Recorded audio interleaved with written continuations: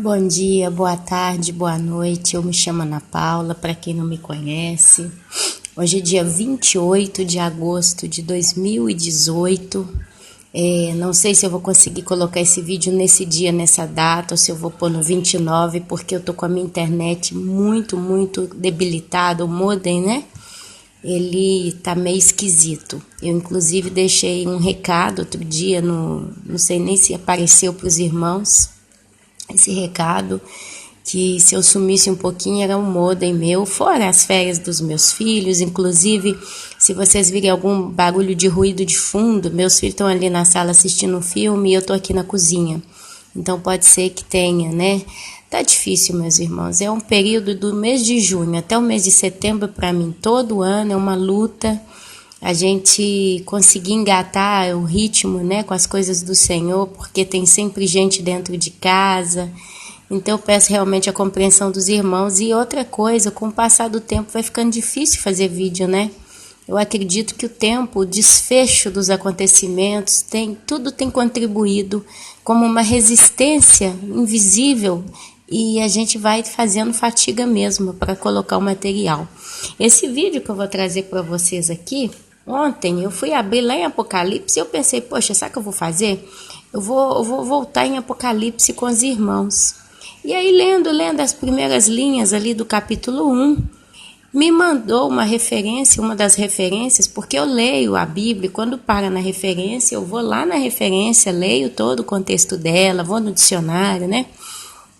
Dicionário português. Eu estudo a Bíblia na língua portuguesa como ela é, tá? Eu não fico escafunchando muito a referência grega, latínica, não sei o que daqui, inglês, esse tanto de coisa eu não faço. Inclusive, digo para os irmãos, a gente vê muita gente que fala da palavra, né, e etc., e eles vão na origem grega, na latínica, na hebraica, e quando soltam a explicação deles, não tem harmonia, não tem base bíblica. Eu vejo, por exemplo, os pós-tribulacionistas, eles vão em cima do latim completamente, sempre eles estão pegando, né, as referências, acho que, eu não sei se é latim ou grego, em qual língua foi escrita, né? O Novo Testamento, acho que foi grego, latim, sei lá, meus irmãos, posso até estar falando besteira, mas eu sei que é nessa língua que ela foi escrita que eles estudam muito. Muitas das vezes eles desconsideram os termos na língua hebraica. E aí solta a teoria do pós-tribulacionismo, que é uma teoria de morte. Para mim, eu chamaria teoria de morte, o pós-tribulacionismo. Sei que tem irmãos aqui que seguem o canal e são pós-tribulacionistas e gostam de bater de frente. Esse é o meu canal, eu estou falando dentro do meu espaço a minha opinião. Não me permitiria nunca entrar num canal pós-tribulacionista, tanto porque eu não escuto, e o pouco que eu escutei realmente, a gente fica... Só o fato deles negarem o povo de Israel e chamar a igreja como Israel de Deus, quer dizer, de modo indireto eles viram antissemitas. Eu acho que isso aí é um perigo, porque a palavra de Deus é muito clara. A palavra de Deus diz: abençoarei os que te abençoarem, no caso de Israel, né? Quem abençoar o povo judeu, quem abençoar as terras de Israel, será abençoado por Deus. E amaldiçoarei os que te amaldiçoarem. E Deus tem um projeto, tem um propósito, tem um trabalho ainda que Ele vai fazer com esse povo. E a gente já estudou aqui no canal, já trouxe em cima da Bíblia as referências, né? Então Israel é Israel, não existe a igreja Israel de Deus, igreja é igreja, Israel é Israel. Então assim, de que adianta buscar latim, buscar grego, buscar inglês, dicionário A, B, C, D, e no final soltar uma teoria que não bate com as escrituras?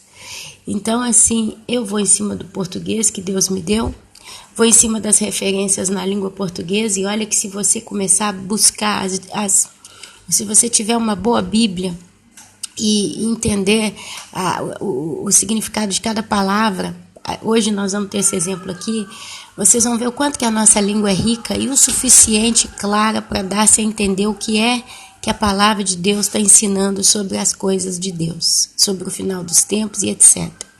Então, meus irmãos, eu lendo Apocalipse, caí no Salmo 89, e é um salmo esplêndido. Tem gente que bate na tecla dizendo que o Velho Testamento não vale mais nada, negam o Velho Testamento. Dizem que o Velho Testamento é para o judeu. Ah, não, o Velho Testamento para a igreja não presta, não serve. A gente vê tanta coisa, né? Tantas linhas diferentes de pensamento. Então, em meio a tudo isso, hoje eu provo para os irmãos como que o Velho Testamento é vivo. Ele foi profundo, ele é atualizado nos nossos dias. Eu não me canso de ver isso. Então, em cima de todas essas palavras que vos estou dizendo, a gente vai começar hoje a estudar simplesmente o Salmo 89. Eu ainda não tenho condição de trazer uma palavra, um estudo. Não é que eu não tenho condição, é porque o Senhor me trouxe para o Salmo 89. Eu fui com uma cabeça e o Senhor dirigiu para uma outra parte. E sabe, meus irmãos, eu posso pregar anticristo, eu posso falar de besta, eu posso falar da grande tribulação, 70 semanas de Daniel, arrebatamento, que eu sei que os irmãos amam ouvir essas histórias, esses temas, esses estudos, né, entender o desfecho. Mas a palavra de Deus diz que a gente tem que pregar Jesus. Porque a Bíblia diz que Ele é o único caminho, verdade e vida. Ninguém vem ao Pai senão por Ele. Então, se nós, atalaias, não anunciarmos o Salvador, Jesus Cristo e Yeshua, para quem prefere, o que vale anunciar todo o resto? Ele é que vai vir buscar a igreja nos ares. Ele é que vai descer montado num cavalo branco por entre as nuvens com uma veste salpicada de sangue. Ele é que vai estar aqui no reino milenar, apesar que eu sei que tem irmãos que não acreditam no milênio real, né? No milênio próprio dito. Eles acham que o milênio é uma coisa de conto de fadas. Outras coisas, né? Outras linhas de pensamentos bem loucas que a gente vê por aí. Tem tanta coisa, né, que a gente vê. Mas é Ele, é o Messias, é o Salvador. É Ele que está sendo esperado pelos judeus, ainda que o primeiro que virá num outro nome, eles vão aceitar de bom grado, mas quando tiver quase acabando, né, Jerusalém quase dizimada, está lá no livro de Zacarias, do capítulo 12 até o 15, a gente vê todo esse desfecho, ele vem por entre as nuvens, todo olho verá, como um raio que cai do oriente ao ocidente, todo olho verá. E ali os judeus, o remanescente que sobrar, vão olhar para o seu Salvador, vão chorar como quem chora por uma criança, né? Chora por um ente muito querido, vão se arrepender. E ali o Senhor vai restaurar a sua aliança com o povo judeu. Quer dizer, o povo judeu finalmente vai aceitar. Não que eles nunca aceitaram Jesus. A Bíblia é escrita por judeus. A igreja nasceu do meio do judeu, do povo judeu. Só que foi uma divisão de águas, né? Alguns optaram por aceitar a Cristo e outros não. E até hoje eles continuam aí de olhos fechados para o Jesus dos gentios. Mas glória a Deus, é Ele e é Ele, que é o caminho, que é a verdade, que é a vida. E Davi, ele relata isso de modo muito profundo no Salmo 89. E a gente vai hoje se deliciar com essa palavra, eu tenho certeza. Amém, meus irmãos? Então abram a sua Bíblia aí no Salmo 39. Vou trazer algumas referências, alguma coisa eu vou ler, alguma coisa eu vou só deixar para depois você fazer de dever de casa, tá bom? Salmo 39, ele começa salmo didático de Etan, Esraíta. Então não foi nem Davi próprio que escreveu esse salmo. Foi um salmo escrito por um tal de Etan. Ok, meus amados? Detalhe, o título é Promessa do Reino Messiânico a Davi. No Velho Testamento, a gente vê muito essa história de Deus falando que daria para Davi, o seu servo Davi, um reino eterno, que ele nunca perderia seu trono, coisas do tipo. São essas as expressões. Quando uma pessoa que nunca leu a Bíblia vai lendo essas palavras do Velho Testamento, ela simplesmente interpreta que Deus, Pai, está falando de Davi. O Davi que matou Golias, o Davi que reinou, não sei se foi 40 anos, né, nas terras de Israel, não sei se foi 40, aqui eu tô com um pouquinho, porque tem muito tempo que eu li o livro de Reis. A história de Davi, para quem quiser conhecer, ela está lá em 1ª e 2ª Reis, é onde ele é ungido, no 1ª Reis. Ele começa a servir o rei Saul, tocando harpa, porque o rei Saul era endemoniado, né? Ou ele era oprimido por demônios, ou era endemoniado tudo. Eu acho que ele era endemoniado. Ele tinha um tipo de esquizofrenia, porque ele estava com a cabeça muito doente, por causa do desespero de perder o trono. Quando ele entendeu que Davi era o ungido de Deus, o próximo sucessor, então veio aquela coisa que ele queria matar Davi de todo jeito, né? Mas antes que tudo isso acontecesse, Davi serviu Saul por muito tempo ali no palácio. Foi onde a Bíblia conta a história que cresceu uma grande amizade entre Davi e Jonas, filho do rei Saul. Mas como Deus prometeu o trono para Davi, Jonas também morre, né, no momento ali que estava tendo uma guerra ali entre os povos, e Saul foi, e Jonas teve que combater ao lado do pai ali naquele exército, e ali ele morre, né? Mas Jonas foi um homem também que temeu a Deus e foi um grande amigo de Davi. E depois de toda essa história, a gente vê o povo clamando a Davi para ser o rei de Israel. E ali então Davi começa, e é onde começa uma história de Davi com muitas batalhas, né? Ele teve que vencer todos os povos que Deus tinha mandado para o povo exterminar. Eram os filisteus. O povo filisteu, por exemplo, eles eram compostos também de gigantes. Então tinha uma contaminação genética no povo filisteu. Esse povo era um povo ruim. Era um povo que odiava Israel, o Deus de Israel, tinha uma mentalidade totalmente diversa, não tinha como negociar com eles. Então Deus simplesmente, né? E Davi, ele que tomou cargo de fazer durante alguns anos muitas guerras, e ele ia à frente das batalhas. Ele teve alguns generais que eram homens extremamente hábeis nas táticas de guerra, de combatimento. Tiveram casos deles não quererem que Davi fosse em tal guerra para que ele não morresse. Então a história é maravilhosa. Se você ler 1ª e 2ª Reis, vocês vão entender bem toda a história do rei Davi. Acho que se vocês lerem também o livro de Samuel, o profeta, vocês também vão ter alguma noção dessa história. Aqui eu já estou um pouquinho em dúvida se Samuel também descreve alguma coisa sobre o reino de Davi. Mas, de qualquer forma, a Bíblia conta que Davi foi um homem segundo o coração de Deus. Aí alguém fala, poxa, mas ele matou o marido da mulher que veio da guerra, ele foi lá, pegou a mulher dele, teve relação com ela, engravidou ela. Quando ele percebeu que o marido dela não queria, depois que chegou da guerra, se deitar com a esposa, ele mandou ele para a guerra de novo, colocou ele na frente ali do exército, no fronte de batalha, sabendo que ele fatalmente morreria, né? E ali então ele pega essa mulher, casa com ela para fazer de conta que ele honrou o marido dela, casando, não deixando a mulher viúva. O filho nasce, o filho morre, porque Deus leva essa criança. Depois, dentro da história dos tantos filhos que Davi teve, um dos filhos dele, que eu não me lembro o nome, não adianta me perguntar, esse filho se rebelou e quis matar o próprio pai. E teve um momento que ele pega, faz uma espécie de uma barraca no pátio ali, num lugar do palácio, e à vista de toda a corte, à vista do povo, e ele começa a pegar, acho que as concubinas de Davi, ele vai tendo relação com elas, ele invade, Davi tem que fugir, né? Quer dizer, a vergonha da prostituição de Davi mais tarde foi colhida, né? Davi, infelizmente, ele não teve um relacionamento muito saudável com todos os seus filhos, e infelizmente muitos também tinham a cabeça muito profanada. Sobrou Salomão, né? E o reino foi para Salomão, que também é toda uma história em cima do como que Salomão chegou ao trono. Salomão, então, um belo dia, Deus aparece para ele no sonho e fala, o que você quer de mim? Pede o que você quiser, eu te dou. E ali ele já sabia que ele ia ser rei, ele já tinha sido decretado, não sei. E ali Salomão fala, Senhor, eu tenho um povo muito grande para governar, né? Então a única coisa que eu quero pedir ao Senhor é sabedoria para governar o teu povo. Então Salomão se rendeu na mercê, na vontade, no guiar de Deus. E ali Deus dá sabedoria para Salomão, fica admirado com o pedido de Salomão e fala para ele, porque você me pediu sabedoria, eu vou também te dar riqueza, eu vou te dar poder, né? E ali então a gente vê a história do reino continuando, prosperando.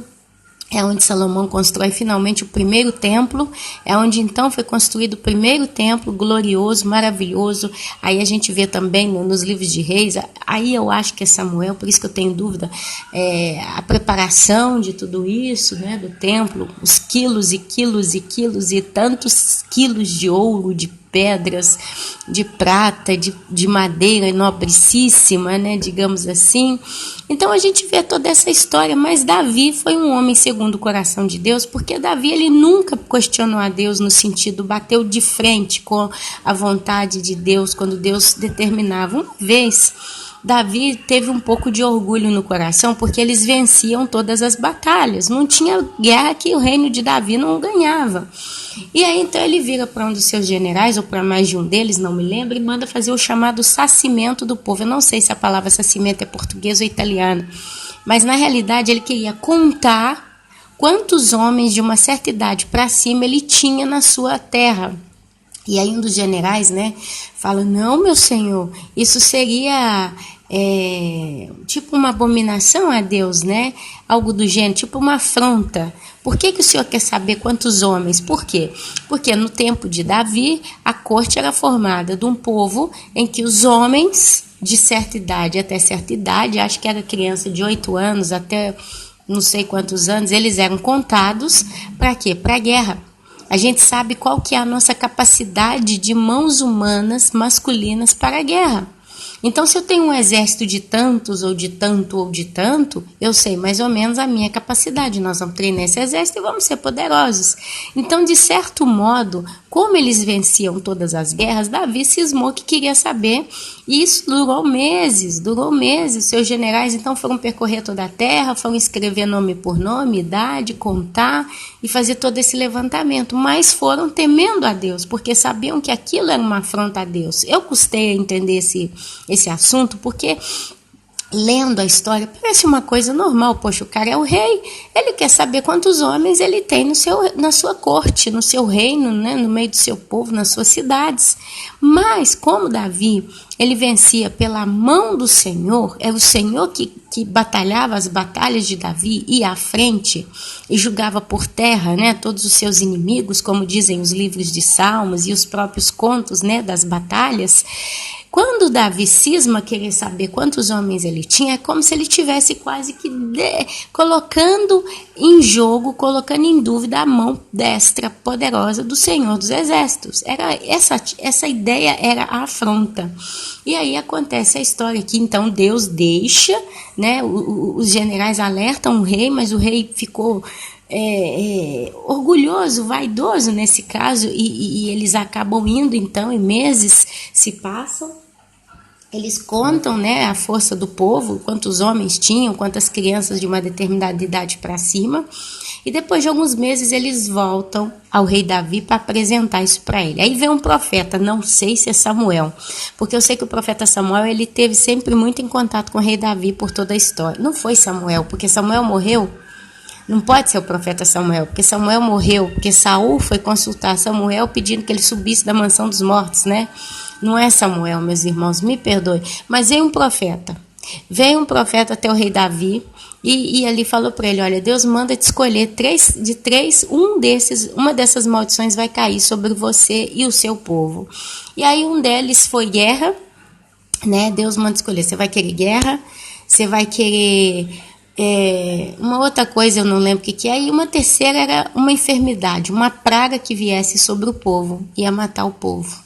A outra eu não me lembro o que era, eu sei que uma era guerra, tinha uma segunda também que eu não me lembro, e a terceira era uma enfermidade que viria sobre todo o povo, uma praga, uma doença. E ali Davi entende que o ato dele pedir para contar o povo foi um ato de vaidade, que não agradou a Deus, porque de certo modo colocou em jogo a fidelidade de Deus para com Davi, o rei. E ali Davi só fala uma coisa, eu prefiro cair nas mãos do Deus vivo, que por pior que seja a situação, ainda tem misericórdia. Era 3 dias de praga. Iria vir uma praga sobre o povo em 3 dias. E durante 3 dias o povo ia ter que estar debaixo dessa praga. E iriam morrer muitos homens. E Davi... ele fala isso, eu prefiro cair nas mãos de Deus, quem sabe, porque Deus tem misericórdia, né? Deus conhece a nossa fraqueza, e se a gente clama, quem sabe ele se arrepende, do que cair na mão dos homens. Quer dizer, Davi negou a guerra, porque ele sabia que ele iria perder fatalmente, e ninguém ia ter piedade, ele poderia até morrer nessa guerra, né? E ali foi dito e feito, veio uma enfermidade, uma praga durante 3 dias, e muita gente morreu, né? E eu acredito que essa ideia que aconteceu, primeiro que quem deve ter morrido, meus irmãos, provavelmente foram pessoas que também não tinham um coração segundo o coração de Deus, segundo a vontade de Deus. Provavelmente, né, o povo de Israel, de certo modo, teve sempre aquele povo mais ímpio com relação às coisas de Deus, aquele povo mais puxado por uma idolatria, né? De algum modo, Deus ali, ele fez uma peneirada no povo, muitos homens e mulheres e crianças provavelmente morreram, e depois de 3 dias se cessou a praga.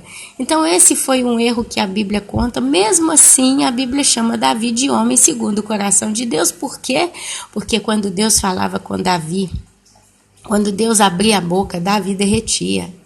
Davi tinha o coração completamente derretido e Davi ele tinha uma convicção tão grande do Deus que ele servia, da fidelidade, da bondade, do amor, do cuidado, do perdão, mas também do poder de ira de Deus. Davi ele tinha noção da pessoa de Deus, ele sabia que Deus é Deus de poder e é um Deus que corrige aquele que ama.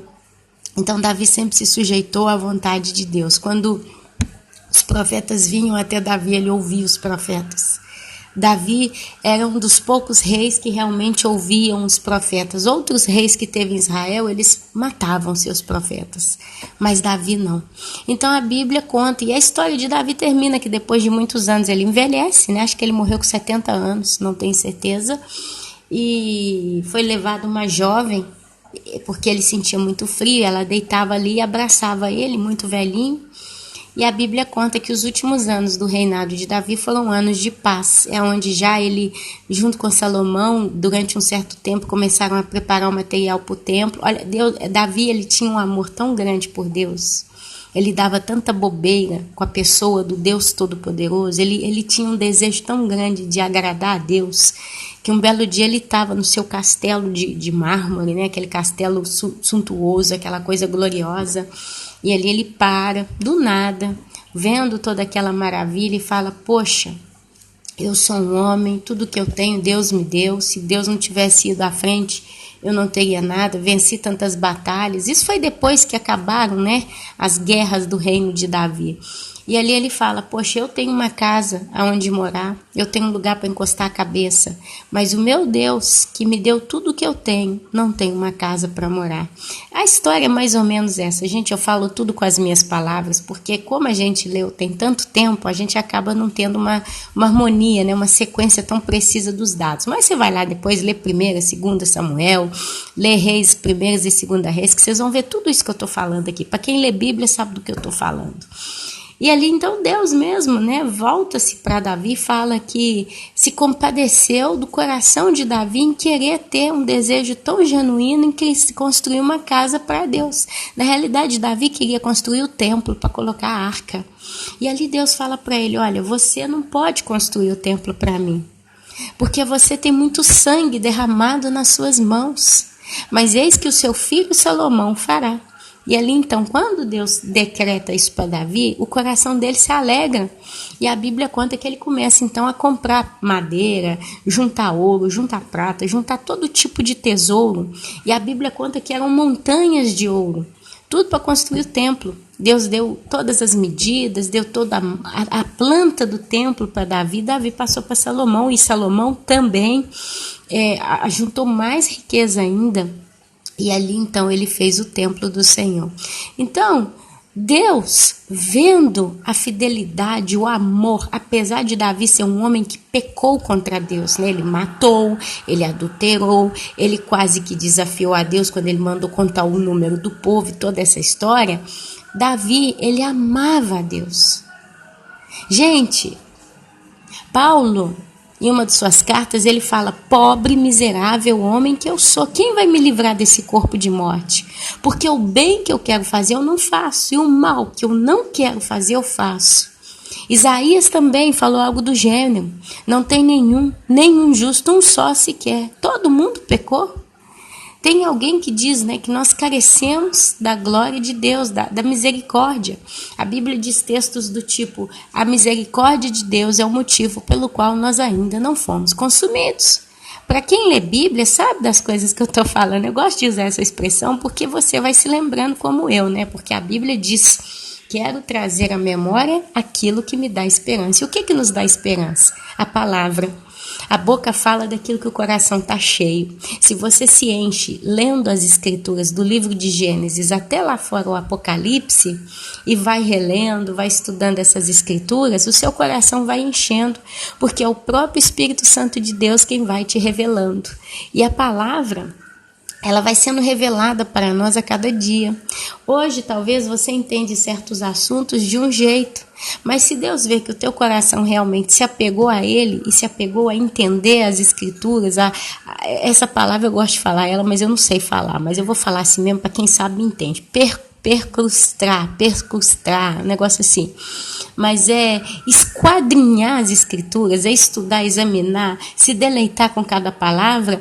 Deus, ele enche teu coração e te dá entendimento, te dá o dom da sabedoria. A Bíblia fala, quem quiser sabedoria, Deus a dá com abundância, porque ela está gritando no meio das praças. Quem quer por ela? Quem deseja por ela?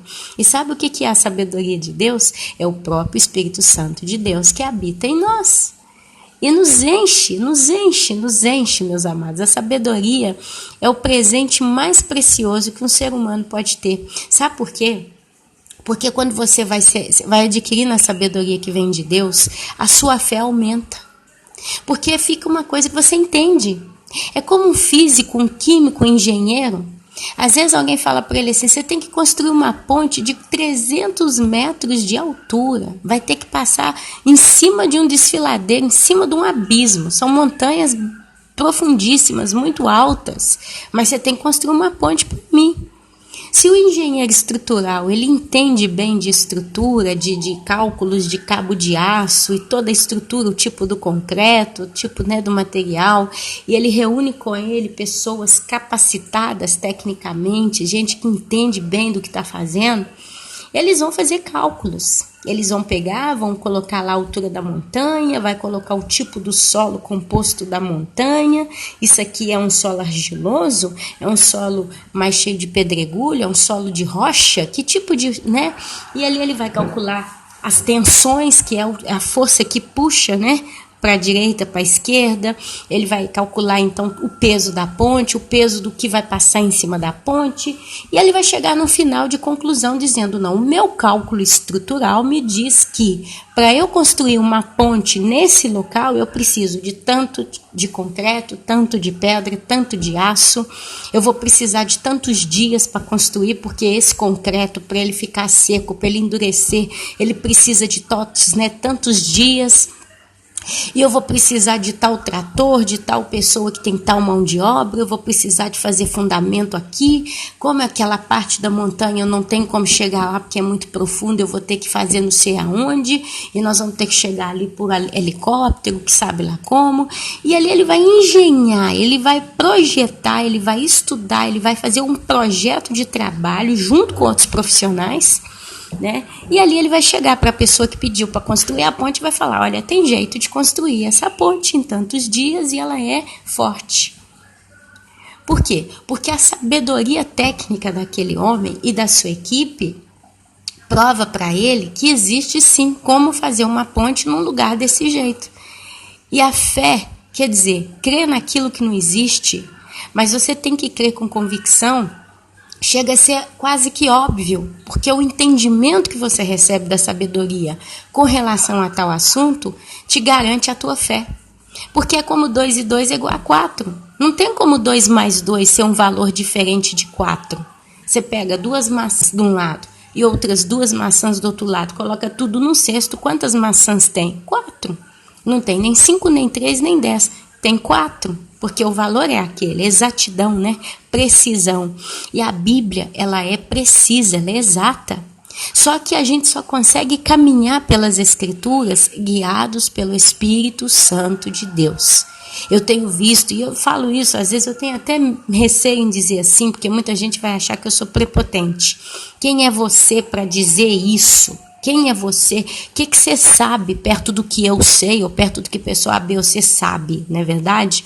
Mas eu digo pela fé e quem me conhece entende o meu ponto de vista. Quem sou eu para criticar que sabe lá o quê? Mas, meus irmãos, a gente tem visto aí coisas loucas. A gente tem visto pessoas ensinando loucura atrás de loucura.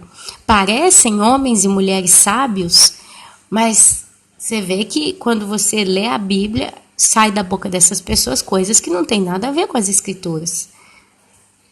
Se você não lê a palavra de Deus, você perece por falta de conhecimento. A palavra de Deus é a fonte da água da vida, porque você vai bebendo, bebendo, bebendo, bebendo das Escrituras. E quando te serve o Espírito Santo de Deus, ele traz à tua memória aquela passagem, é onde você vai sempre saber o que dizer, ou sempre vai saber se comportar. Meus irmãos, eu estou passando uma situação, eu não quero entrar muito em detalhe, mas eu vou dar só uma pincelada. Eu convivo com uma pessoa da família de meu esposo, essa pessoa é muito, muito, muito, muito complicada, mas é de uma complicação extrema. Sem maturidade, tem atos assim... Gente, é uma pessoa que você não tem como querer estar perto dessa pessoa. Porque toda vez que você se aproxima dessa pessoa, ela te fere. Ou ela tenta te ferir, sabe? E chega a ser ridícula como pessoa. Os atos dessa pessoa são ridículos, porque são tão óbvios que só essa pessoa não quer enxergar as tantas coisas erradas que ela faz. Com seus próprios filhos pequenininhos, com a própria vida. E vira, né? É muito obsessiva, é muito ciumenta, é uma pessoa muito invejosa. E tem vários adjetivos aqui que eu não terminaria mais. Mas é uma pessoa que mora perto de mim. Eu não tenho como não conviver de tanto em tanto com essa pessoa, porque não é que eu moro a tantos quilômetros de distância que qualquer coisa eu só dou uma desculpa. Então aquilo, né, o que o olho não vê, o coração não sente, não é verdade? Então a vontade que a gente tem, a última que eu tive com essa pessoa, a vontade que eu tinha era de pegar ela e dar uns tapas na cara dela, para ela crescer, para ela aprender, porque era, gente... E diante de Deus, que Deus conhece, né, eu falo, como é que eu posso me comportar com uma pessoa dessa? Eu não posso ser hipócrita, eu não posso fazer sorriso para uma pessoa que eu não tenho alegria nenhuma em vê-la comportar-se na sua própria vida. É decepção atrás de decepção, é desilusão atrás de desilusão. Porém, a Bíblia fala lá em Lucas, eu nem lembro aonde eu tenho escrito, mas não está aqui comigo, mas a Bíblia fala no livro de Lucas como que nós temos que nos portar com o nosso inimigo. A Bíblia fala próprio inimigo. E a Bíblia fala da gente amá-los, da gente abençoá-los, da gente viver em paz com eles, da gente, se ele te pede uma capa, você dá um não sei o que também, se ele te pede para caminhar 1 quilômetro, você caminha 2. É esse texto que está lá, essa parte que a Bíblia fala. E eu fiquei pensando, falei, meu Deus, como é que eu vou amar uma pessoa dessa? Porque o amor é um sentimento sincero. O amor é um sentimento que você realmente quer bem, você gosta.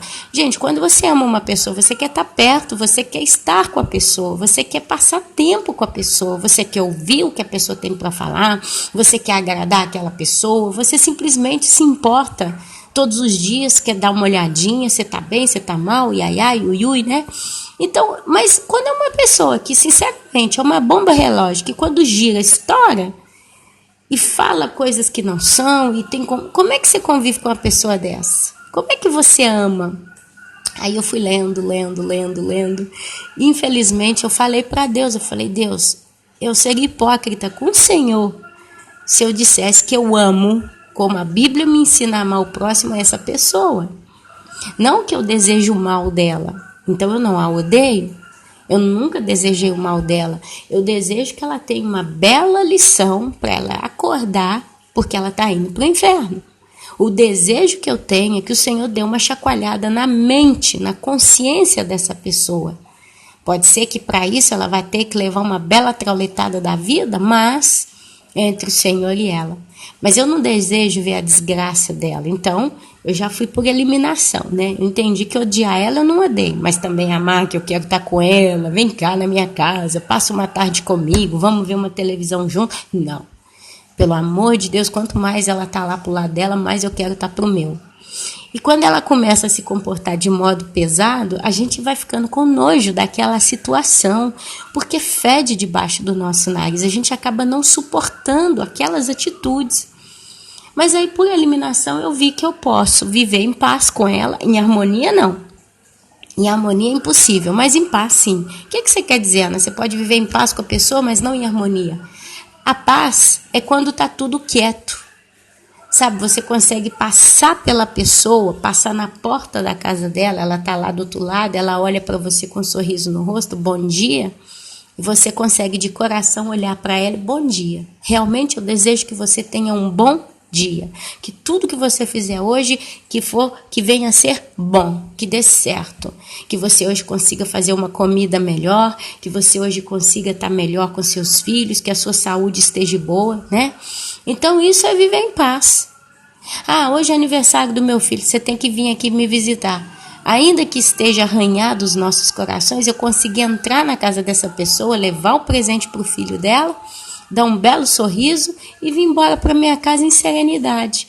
Então dá para viver em paz com uma pessoa dessa? Nesse ponto é muito difícil, é muito delicado. Mas desde que eu não bote o meu nariz nos afazeres dela, quer dizer, quando eu sei que ela está em determinado lugar e eu sei que ali então eu vou ver muita besteira uma atrás da outra, muita coisa absurda, eu então nem apareço por lá, porque aí eu não vou ver. E o que o olho não vê, o coração não sente, não é assim que funciona o ditado, e dá certíssimo. Então, quanto menos eu vejo ela vivendo com as suas coisas e fazendo o que faz, menos eu sei dela. Então, mais eu consigo estar em paz com ela, porque o meu coração está aquietado, ok? Agora, o que é viver em harmonia? Viver em harmonia é toda uma outra conversa, é todo um outro nível. Primeiro que a harmonia também vive uma paz, mas a harmonia, ela traz a paz plena, cheia, completa, precisa, perfeita, a paz agradável, aquela paz gostosa, aquela paz que gera amor. Viver em harmonia, por exemplo, é o que acontece muito entre os irmãos, aqueles irmãos que realmente são amigos, são próximos, são um com o outro. Harmonia é eu abençoar você, você me abençoar com os nossos existires. Quer dizer, é eu saber que eu posso ir na casa da Ana Paula, posso sentar na mesa lá na casa da Ana Paula, ou posso até abrir a geladeira dela, pegar aquela latinha do doce de leite, comer um pouquinho, que a Ana Paula vai ficar toda alegre porque eu comi o docinho de leite, e ali então a gente começa a bater um papo, e aquilo que eu falo é aquilo que a Ana Paula também fala, a nossa cabeça tem o mesmo pensamento, a gente tem os mesmos entendimentos, então é uma coisa que o meu prazer está na presença com a Ana, e a Ana está comigo. E a gente então vive em sinergia, a gente vive em harmonia. É como uma orquestra sinfônica, meus irmãos. Isso é harmonia. E aí você vê a onda de paz que aquela melodia transmite. Se você vê uma orquestra sinfônica, pode ser a música mais caótica, pode ser a melodia mais exótica, mas se aquela melodia está harmonizada, quer dizer, cada uma das pessoas que estão ali suando os seus instrumentos, elas estão em harmonia uns com os outros, entram no tempo certo, na nota certa, e soam no volume justo, e tudo vai se casando, gera um espetáculo, gera uma delícia, gera paz, gera alegria, gera êxtase, gera uma reação, pode gerar tantas emoções, mas traz harmonia. Assim nós temos que viver uns com os outros, mas não tem como viver em harmonia com os nossos, entre parênteses, inimigos. Mas eu é que fiz deles meus inimigos? Não, eles se fizeram sozinhos inimigos de Deus, porque em primeiro lugar eles são inimigos de Deus, porque eles não seguem a vontade, as leis e as regras de Deus, os mandamentos de Deus. É onde você vê os pecados abundarem. Você não pode andar de acordo, porque luz e treva não caminham junto. Então, a gente tem que aprender a destacar o que é viver em paz com o inimigo ou o que é viver em harmonia. Viver em harmonia com o inimigo, eu particularmente, eu não tenho como viver. Porque para mim, Ana Paula, a palavra harmonia ela é muito superior. Ela é muito mais complexa, ela é muito mais cheia. A harmonia, ela traz a shalom de Deus. Ela traz aquela paz abençoada, aquela paz perfeita, aquela paz gostosa, aquela paz plena. Agora, essa paz que a gente tenta viver com eles é só para não brigar, é só para não criticar, é só para não se aborrecer. A gente faz sorriso porque a gente convive e vai convivendo e tá tudo bem. Você não toca na ferida da pessoa e a pessoa não te fere, porque nós não temos feridas. Porque a Bíblia diz que Jesus levou sobre si todas as nossas dores, a enfermidade que nos trouxe a paz é o castigo que está sobre ele, né? Mais ou menos isso. A nossa alma, se você realmente é uma pessoa lavada, verdadeiramente remida no sangue de Cristo, a tua alma, ela está livre das feridas. Pode ter alguma cicatriz, pode ser que você passou um choque muito grande no passado e de vez em quando você lembra que aquilo aconteceu. Mas às vezes você nem lembra mais os detalhes de tudo que te fez mal. Quer dizer, é como se Deus ele arrancasse esse mal do teu coração. E a cicatriz que fica é a cicatriz do agir de Deus em você para tirar aquela dor. Quer dizer, você sabe que alguém te fez muito mal, mas você simplesmente não consegue mais se lembrar e sofrer como sofreu na época da dor. Porque você lembra que Deus agiu. Então Deus deixou a marca dele. Amém? Então, se nós somos verdadeiramente salvos, a gente não tem ferida aberta. A gente não está ferido de nós mesmos. Mas isso não impede que alguém te fira todo dia. Imagina um casal, o marido e a mulher. O cara é bebum, chega em casa, bate nela, ofende ela o tempo todo. Todo dia de manhã ela perdoa. Aí ele vai trabalhar, quando chega de noite ela está com o coração cheio de joia, de alegria, de amor para ele. Aí ele começa, tá, você é isso, você é aquilo. Ela fica triste, vive recebendo pancada. Então, é uma pessoa que vive sendo machucada.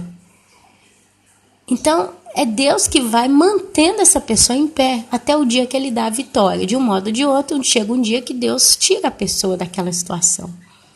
Mas tem pessoas que a gente pode simplesmente conviver a uma certa distância. Porque se você ficar muito perto de mim, você vai me machucar. Porque você é uma pessoa ferida com a sua própria vida. Você é uma pessoa cheia de enfermidade. Dá para entender tanta coisinha aqui? Então a gente vai entendendo, meus irmãos. A sabedoria que vem de Deus, ela vai te dando todos esses entendimentos. É onde você engole muito. Sabe, você vê certas coisas, você vira a cara, porque você sabe que não adianta afrontar aquilo, que não vai dar em nada, só vai piorar. É o que me aconteceu aqui há uns 20 dias atrás. Há uns 20 dias atrás, uma criança de 6 anos foi muito mal educada comigo, mas muito mal educada mesmo.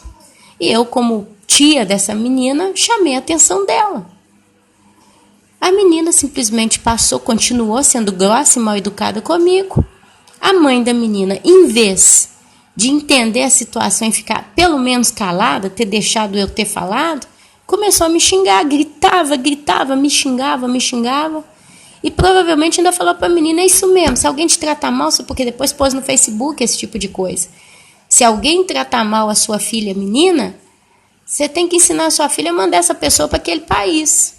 Então, você está entendendo? Como é que você pode conviver com uma pessoa dessa?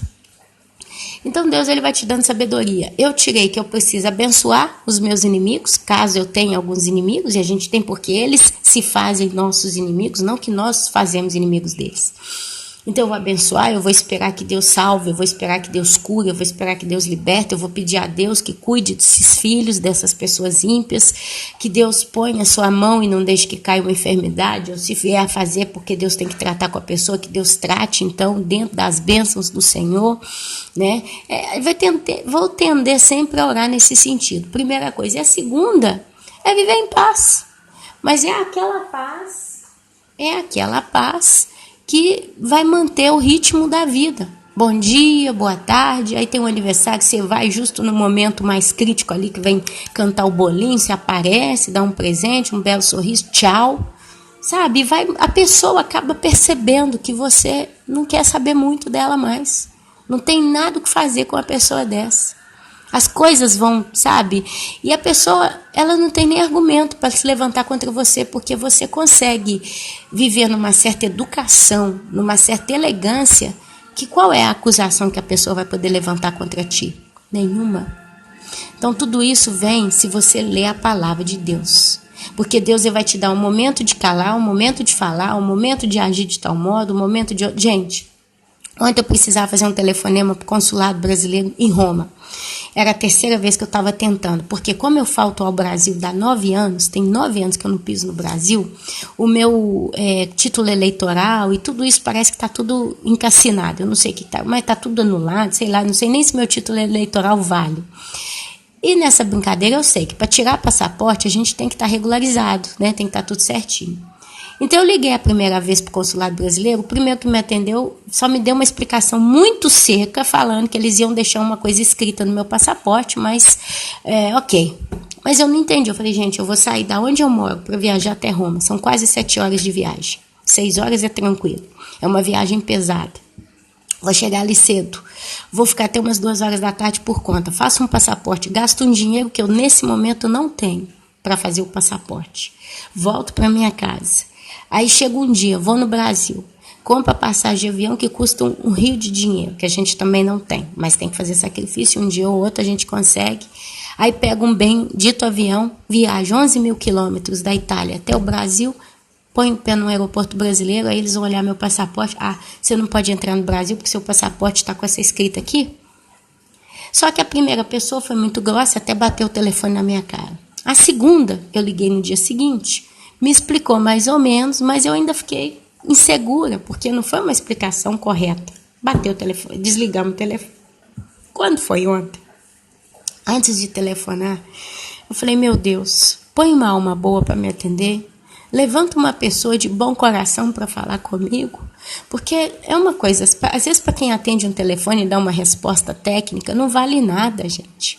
Mas quem está buscando precisa, tem uma necessidade. E eu só falei, Deus, eu só preciso de uma informação clara, que me transmita segurança. Põe uma alma boa, Senhor. E liguei.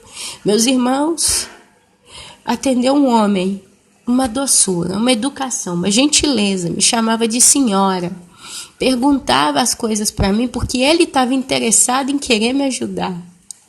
E foi um dos momentos que eu vi a mão de Deus operando na minha vida. Um simples pedido, mas eu pedi, meus irmãos, com sabedoria. Eu falei, Deus, eu preciso dessa informação. Eu não posso fazer tanta coisa e no final perder tudo. E a gente vê, mas isso tudo te dá base pela fé. A fé que nós temos lendo as escrituras. É por isso que eu vendo a Bíblia para os irmãos. Faço propaganda para você ler a Bíblia. Você precisa comprar a ideia de que ler a Bíblia é o seu seguro de vida nessa terra. Amém? Então, meus queridos, eu estou só dando... Nessa brincadeira eu já falei 46 minutos e até agora o Salmo 89 eu não leio. Vou ler ele agora com os irmãos. Mas leiam a Bíblia. Leia a palavra de Deus. Não é da boca do pastor, não é da boca do pregador, seja A, B ou C, quem seja, por mais que seja uma pessoa eloquente, bonita, inteligente, é o Espírito Santo que te ensina. E quando ele ensina as coisas para você, não resta a menor dúvida. É onde você consegue literalmente ser guiado pelo Deus Todo-Poderoso. Amém? E nesses dias de trevas que estão se aproximando, nada melhor do que o próprio Espírito Santo de Deus para te ensinar a palavra. Tenha esse conselho. Tudo que eu falo no canal você pode até descartar. Talvez você tenha todo o seu outro entendimento da palavra, das escrituras, das profecias, ok? Mas eu estou te pedindo como um bom conselho. Leia a Bíblia de todo o teu coração e os seus olhos vão se abrir. Ah, se eu pudesse, meus irmãos, eu falava aqui o dia inteiro das coisas que Deus tem me dado, me ensinado nas escrituras. Mas é muita coisa e a gente chega a entender que tem coisas que são muito pessoais. Só você buscando para você entender. Tem coisa que a gente nem pode falar, porque parece loucura demais para quem ouve. Parece absurdo. Então, a gente tem que deixar que o próprio Espírito Santo de Deus fale conosco. Amém? Então, meus queridos, a Bíblia é o xarope. É o xarope que traz refúgio, alívio, força, cura, liberta. A palavra de Deus liberta o depresso. A palavra de Deus liberta aquele viciado em alguma coisa. A palavra de Deus liberta o inseguro. A palavra de Deus te dá força para caminhar cada dia. Ah, se não fosse a Bíblia, meus irmãos, eu não sei se eu ainda estaria de pé, se eu estaria viva. Cada um de nós tem um estilo de vida, tem coisas a afrontar todos os dias. Mas a palavra de Deus é o nosso conforto. Ah, que coisa linda é a palavra de Deus. Mas vamos lá. Promessa do reino messiânico a Davi, eu expliquei um pouco sobre Davi, mas então, no Velho Testamento, Davi também é Jesus. Meu servo Davi se refere a Jesus Cristo. Porque Deus vira para Davi e fala: eu vou te dar um trono eterno, perpétuo. Você vai reinar para sempre. O trono de Davi, meu servo Davi. Deus ele pegou como referência a pessoa do rei Davi, que foi o reino cujo Deus, né, honrou a nível de vitória, de conquista, de poder. Foi um reino que funcionou os anos que funcionou. E como Davi foi um homem apegado a Deus de todo o coração, a Bíblia diz todo o coração, apesar dele ter errado, porque nós somos humanos e nós pecamos, mas o coração, o espírito de Davi, ele estava totalmente nas mãos de Deus. O prazer de Davi, eu ouso dizer que praticamente o prazer de Davi era até ser castigado por Deus. Sonda-me, ó Deus, e vê se há em mim algum caminho mau. Então Deus ele escolhe Davi para ser o seu servo. E então você vê que no ler as palavras do Velho Testamento, você passa a entender que quem vai substituir o rei Davi para toda a eternidade é Jesus. Então Davi também é um nome que Deus refere ao seu filho Jesus, meu servo Davi, meu servo, o anjo do Senhor. É onde a gente vai entender então que esse anjo com A maiúsculo se refere a Jesus na eternidade passada, antes dele ter nascido entre os homens, como em carne e osso. Amém? Então vamos ler, vocês vão entender o que eu estou dizendo. Começa: cantarei para sempre as tuas misericórdias, ó Senhor. Os meus lábios proclamarão a todas as gerações a tua fidelidade. Presta atenção, os meus lábios proclamarão a todas as gerações. Quantos anos, séculos tem que esse salmo foi escrito? Quantas gerações já passaram? E nós estamos aqui. Provavelmente somos a última geração antes da grande tribulação, antes do acerto de conta de Deus com os homens, né? Essa primeira etapa do reino sendo estabelecido fisicamente de Deus para com os homens. Mas somos uma geração que está vendo a proclamação dos lábios dos salmos, né? A palavra sendo escrita. Aqui foi um tal de Etan que proclamou esses salmos, mas está incluída aqui no livro de Salmos de Davi, né? E a gente vê Deus profetizando pela boca desses homens. E a gente vê hoje, quando diz assim: os meus lábios proclamarão a todas as gerações a tua fidelidade. É um testemunho que hoje eu e você estamos recebendo pelos lábios de quem escreveu esse salmo. É profecia cumprida. Pois disse eu, a benignidade está fundada para sempre. Benignidade é o bem. O bem com a letra, o bem de Deus, né? A benignidade vem da palavra bem. E bem é uma característica natural de Deus. Deus ele faz o bem. Deus ele é luz. Deus não pode ver o mal, né? É o bem, é a natureza. E aqui fala que a benignidade está fundada para sempre, quer dizer, está decretado. E a tua fidelidade tu a confirmarás nos céus, dizendo: fiz aliança com o meu escolhido. Agora olha aqui. Esse pedacinho do salmo, ele mostra o que aconteceu nos céus. Começou lá a promessa. O testemunho da boca de Deus Pai foi dado nos céus. Então ele foi dado entre os seres celestiais que ali habitam desde a eternidade.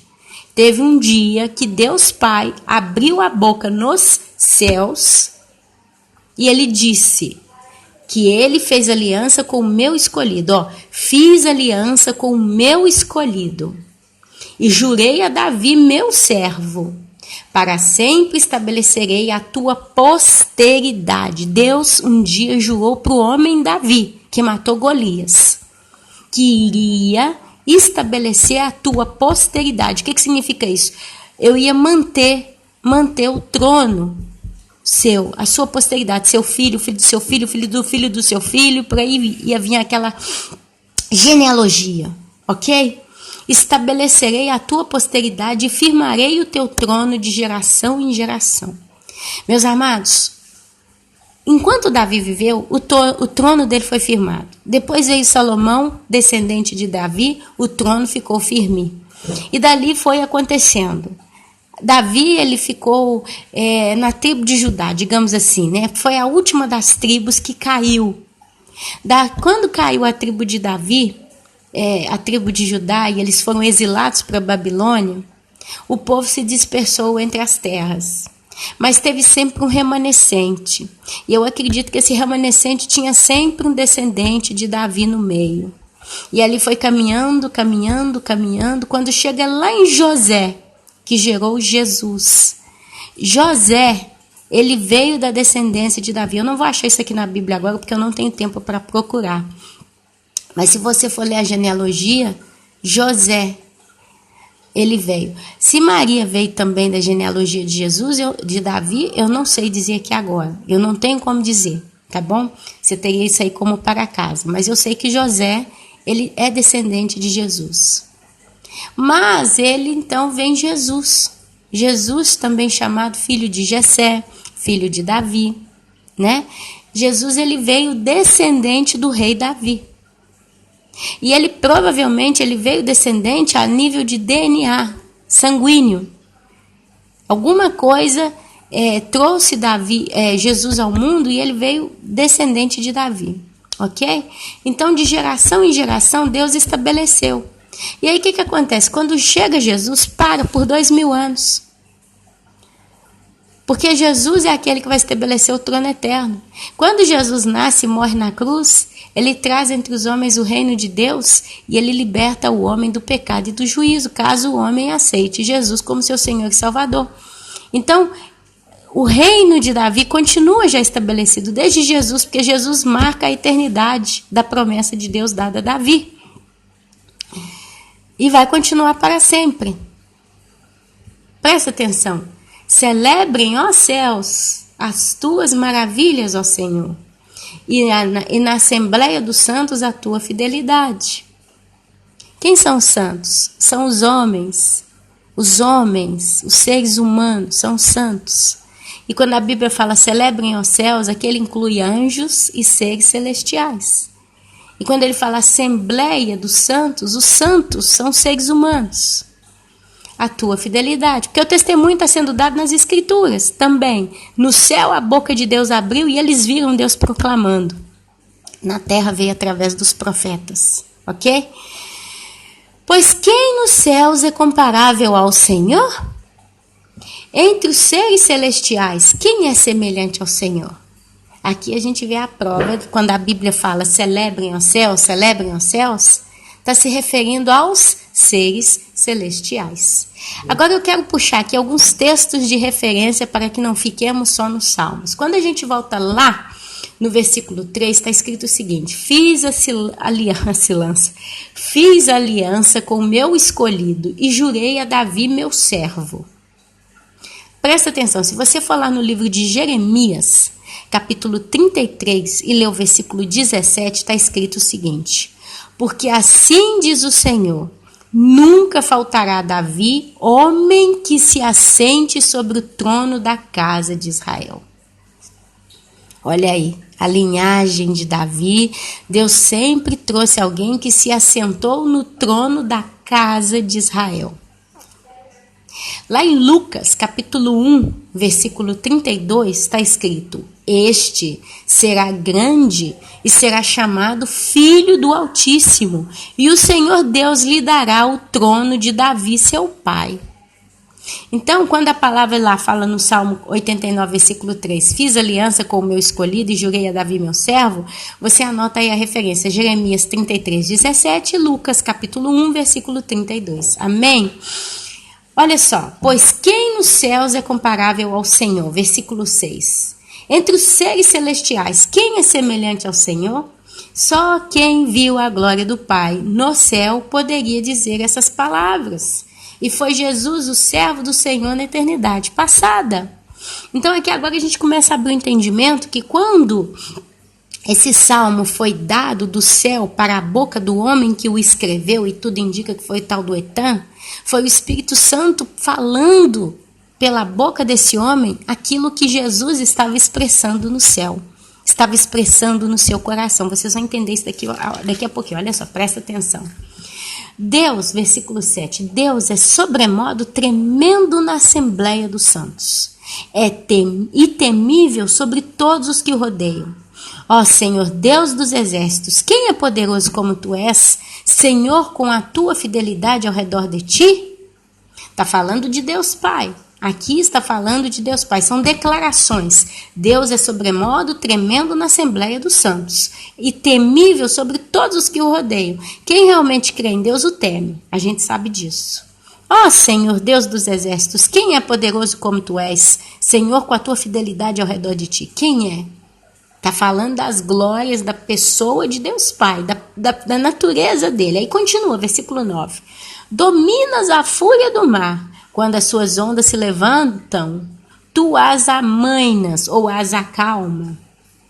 Calcastes a Raabe como um ferido de morte, com o teu braço poderoso, braço dispersaste os teus inimigos. Uau, Ana, mas para que tem Raabe aqui? Quem é que é essa Raabe ou quem é esse Raabe? O que é Raabe? Raabe, vocês vão encontrar a história dela no livro de Josué, capítulo 2, do versículo 1 ao 22. E depois lá no capítulo 6 de Josué, do versículo 17 ao 25.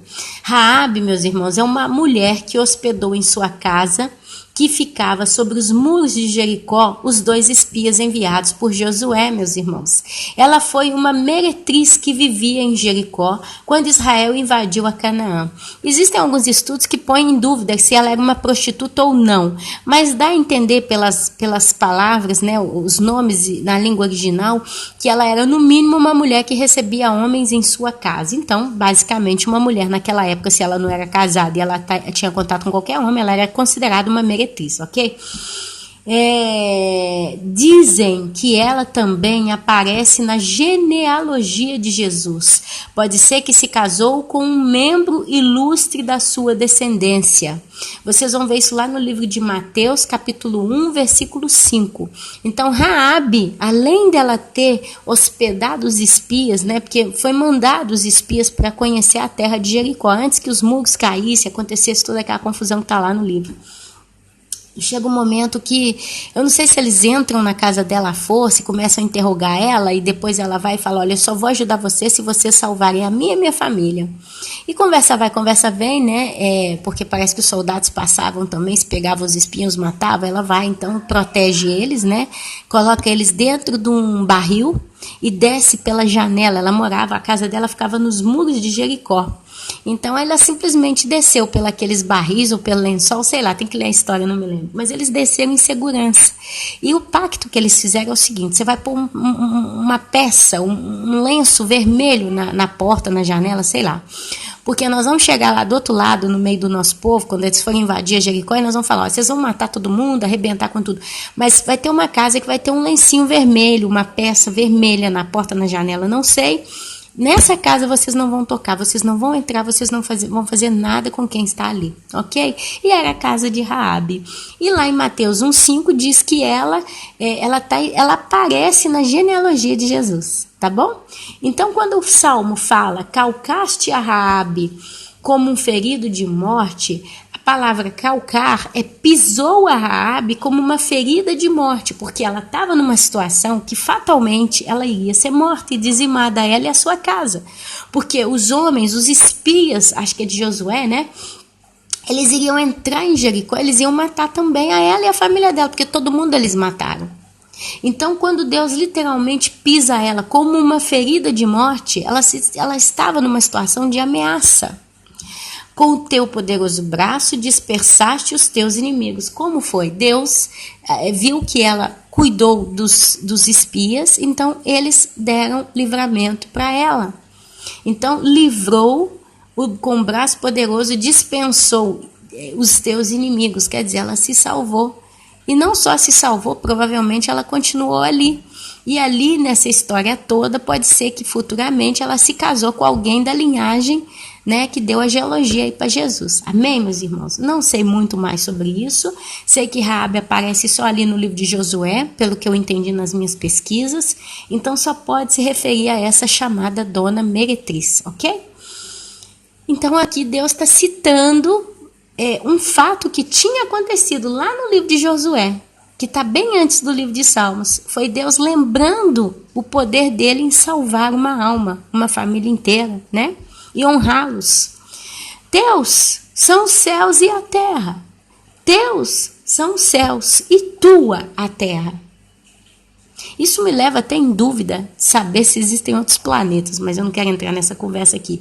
Mas se existe ou não se existe, eu sei que a Terra é a menina dos olhos de Deus em todo o universo. Todo o resto é chamado de céus. E eu encho meu coração de alegria quando eu ouço a expressão céus. Porque até onde a Bíblia nos informa, existem 3 céus. O primeiro é esse céu que a gente olha onde estão as nuvens, passam os aviões, né? É esse céu aqui que a gente até chega a ser, até ir até ele, com os aviões, com o helicóptero, levanta o papagaio, a pipa, brinca. Esse é o primeiro céu, é o céu dos homens. O segundo céu é o chamado espaço sideral, ou quem diria até mesmo o universo. É onde está o Sol, a Lua e as estrelas, os meteoros e todos os corpos celestes, sejam eles como são. E o terceiro céu, a Bíblia fala que é o lugar onde Deus habita. O terceiro céu, meus amados, ele literalmente está numa outra dimensão. Se nós, seres humanos, pudéssemos passar pela cúpula da Terra, ou pelo primeiro céu, chegássemos onde está a Lua, o Sol, os planetas, as estrelas, com uma nave espacial, como a gente vê aí Guerra nas Estrelas, Star Wars, né? Esses filmes aí que mostram eles viajando de céu em céu, aí vão em outros planetas, encontram outros povos, cada um tem todo o seu físico diferente.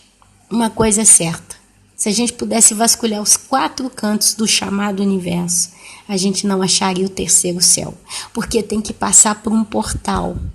Esse portal é a mesma porta que foi aberta diante de Jacó, quando ele sonhou com uma escada da terra ligada ao céu, uma porta aberta, e os anjos desciam e subiam dessa escada.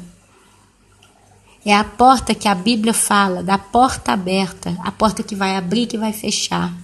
Essa porta é literalmente um portal dimensional que a própria igreja de Cristo vai passar por ele para entrar no ar, onde Jesus Cristo estará esperando a noiva. Está lá em 1 Tessalonicenses, capítulo 4, que vai ser num abrir e fechar de olhos. Primeiro aqueles que morreram, ou a Bíblia fala, aqueles que dormiram em Cristo, subirão. Depois nós, os que estivermos vivos, subiremos junto com eles e os encontraremos entre as nuvens. Nós vamos passar por entre as nuvens. É o autor mostrando que o arrebatamento é um processo de retirada versus céu. Nós vamos subir. Paulo, ele continua, acho que é em Coríntios, falando da transformação do nosso corpo, em corpo de morte, em corpo carnal, físico, com sangue, osso e carne, sendo literalmente transformado no corpo glorioso. Porque diz que o que é perecível não pode herdar o céu, sangue e carne não podem herdar o reino de Deus, o céu, né? Um negócio assim. E aí fala lá em 1 Tessalonicenses capítulo 4, nós vamos passar por entre as nuvens, vamos encontrar os que morreram em Cristo e depois encontraremos com Cristo nos ares. Não no céu, nos ares. E quando o apóstolo fala nos ares, ele está falando da terceira dimensão, que é o céu onde Deus habita. Quer dizer, a porta vai ser aberta. Isso nos leva a lembrar da parábola das 10 virgens, quando fala da porta que vai abrir, que vai fechar. Quando ela fecha, não tem mais como passar. É o portal dimensional que vai levar para essa nova dimensão que nós não conhecemos. É onde a Bíblia fala, nem olhos viram, nem ouvidos ouviram, nem jamais chegou ao coração daqueles que amam a Deus o que Deus tem preparado para aqueles que o amam. Então, meus amados, nós vamos contemplar o céu. Quem pôde ver o céu? O apóstolo João foi levado em espírito. E ele entrou ali naquela dimensão. Ele viu todo o céu? Não. Ele entrou num local onde Deus o trouxe, onde Jesus o levou, e ali Jesus, daquele lugar, começou a mostrar para João os eventos acontecendo na terra, a partir de Apocalipse capítulo 4. Quem mais conseguiu ver o céu? O apóstolo João, que fala, conheço um homem, não sei como é que ele fala? Que em espírito, né? não sei se foi lá pessoalmente ou se simplesmente teve visões, que viu coisas indizíveis, e a Bíblia usa esse termo, indizíveis, porque ele viu o céu, o lugar onde Deus habita, o terceiro céu. Ele viu coisas ali que ele não tem como descrever em palavras humanas, por isso que ele usa a expressão indizíveis, e depois ele continua falando que por causa disso lhe foi posto um espinho na carne para que ele não se vangloriasse daquilo que ele viu. É um outro detalhe. Ana, mas Deus permite a nós, de tanto em tanto, vermos alguma coisa do céu? Eu, Ana Paula, acredito que sim. Porque eu, Ana Paula, alguma coisinha eu já vi também. São pequenos flashes que Deus libera para os seus santos, para os seus filhos, para aqueles que estão com o coração cheio de amor. Porque se você ainda não conhece a Deus, eu quero te dizer um negócio, uma peculiaridade de Deus, um detalhe. Deus, ele tem uma mania de querer agradar os seus filhos. De vez em quando ele faz um regalinho, ele te dá uma sacudidinha, ele te dá um assajo, uma amostra, um petisco de alguma coisa de lá. Então é onde alguns têm flashes e visões das coisas celestiais, é onde às vezes ele permite alguém ver um anjo, é onde às vezes ele permite que você tenha um sonho com alguma coisa do céu, é onde ele te dá uma visão. Até os sonhos que a gente tem da tribulação, da grande tribulação, do cenário apocalíptico, eles são melancólicos. Você vê, você fica desesperado, você entra em aquele ambiente, você fica traumatizado até. Mas no fundo, você tem uma pontinha de melancolia, porque você vendo aquilo ainda assim estava na presença de Cristo, porque Ele te acompanhou na visão. Ele te manteve, Ele te deu a visão. Gente, a presença de Deus Pai, de Deus Filho, do Espírito Santo nas nossas vidas, ela é tão forte que ainda que seja uma sombra, você fica naquela coisa, quero mais, eu queria ver mais. Às vezes, eu tive vários sonhos, de tanto em tanto tenho os meus sonhos, né? E às vezes eu levanto de manhã tentando lembrar algum deles, com aquela sensação de saudade, daquela presença que me acompanhava, sabe? Então, meus amados, o céu onde Deus habita é uma outra dimensão, e nós vamos entrar nessa dimensão. É por isso que em 1 Tessalonicenses capítulo 4 diz que Cristo encontrará com seu povo nos ares, porque é o modo mais simples de se referir, mas é uma outra dimensão. Vai ser aberto um portal, a Bíblia fala dos céus abertos. Estevão viu esse portal aberto. Quando a Bíblia diz que ele estava sendo apedrejado, ele viu os céus abertos. Os céus, por quê? Porque abriu o primeiro céu, que é o céu onde estão as nuvens. Logo depois abriu o segundo, que é o céu sideral, o céu onde está a lua, as estrelas e o sol. E ali ele viu o terceiro céu aberto, abriu a terceira porta, ele viu um buraco, espaço-tempo, que viu o céu onde Deus habita. E ele viu os céus abertos, ele morreu dando glória a Deus, e ele subiu vendo essa glória. Enoque andou com Deus e foi levado para Deus. Enoque também passou para o terceiro céu. Não sei se vocês são fãs do livro de Enoque, de Jasher ou Jesher, né? São dois livros que eu tenho estudado esses dias. São chamados livros apócrifos, mas eles são citados na Bíblia convencional. Então, por causa disso, eu quis ver esses dois livros. Esses dias, esses tempos, eu comecei ouvindo o audiobook do livro de Enoque, porque ele é citado, né, pela boca dos apóstolos. Ele é citado em Gênesis. E o livro de Jasher, ou Jesher, ele também é citado na Bíblia, acho que 3 ou 4 vezes. Então, e tem um momento que no livro, não sei se foi no livro de Enoque, acho que é no de Jasher, diz como Enoque vai para o céu, e ele é levado num carro de fogo. Eu não sei, mas dizem que os cristãos etíopes, eles usam o livro de Enoque e de Jasher na Bíblia que nós usamos. Não são só 39 livros, é muito mais. Mas eu sei que Enoque foi para o terceiro céu, onde Deus habita. Uma outra pessoa que foi levado para esse céu foi Elias. Foi levado num carro de fogo. Amém? E nós, meus amados, estamos prestes a ter também essa gloriosa experiência. nós vamos sair desse lugar onde estamos e vamos entrar no céu, onde Deus habita, é onde Jesus encontrará conosco nos ares. E aí nós vamos ser recebidos para as bodas do Cordeiro. Glória a Deus. Teus são os céus. Por isso que a expressão fala os céus. Agora, se tem mais de 3 céus, eu, Ana Paula, não posso dizer. A Bíblia me mostra 3. Eu não sei nem onde achar isso aqui, mas eu sei que se você pesquisar, você vai achar 3 céus. O povo judeu acredita em 7. Mas, sinceramente, nem olhos viram, nem ouvidos ouviram, nem jamais chegou ao nosso coração, meus amados. Eu não vou limitar Deus em 3, em 7 céus. Mas a Bíblia fala os céus. A realidade é que nós vamos ter muito que conhecer na eternidade. Você está pronto? O mundo e a sua plenitude, tu os fundastes, o criou, né? O norte e o sul, tu os criastes. O Tabor e o Hermon exultam em teu nome. O teu braço é armado de poder. Que expressão gloriosa, meus irmãos. Forte é a tua mão e elevada a tua destra, a tua direita. Justiça e direito são os fundamentos do teu trono. Maranata, meus irmãos, é o que eu posso dizer. Graça e verdade te precedem, vão na tua frente. Bem-aventurado o povo que conhece os vivas de júbilo, alegria extrema, que anda, ó Senhor, na luz da tua presença.